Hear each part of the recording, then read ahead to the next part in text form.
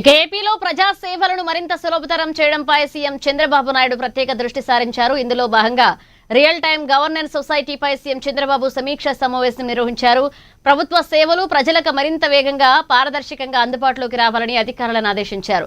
ఫిర్యాదుల పరిష్కార వ్యవస్థను మరింత బలోపేతం చేయాలని సూచించిన ఆయన మనమిత్ర యాప్లో వాయిస్ మెసేజ్ ద్వారా కూడా ఫిర్యాదులు చేసే సదుపాయాన్ని తీసుకురావాలని స్పష్టం చేశారు. అలాగే రాబోయే 3 నెలల్లో రాష్ట్రంలో మొబైల్ కనెక్టివిటీ సమస్యలన్నింటినీ పరిష్కరించాలని అధికారులకు డెడ్లైన్ విధించారు.